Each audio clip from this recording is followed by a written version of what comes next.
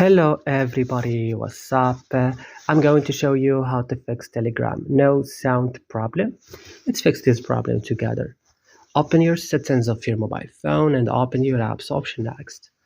Search for Telegram, open Telegram, come right now, open storage, click clear cache. You should back next, click force stop and click OK. Come directly to Play Store or App Store and update your Telegram if it is not updated.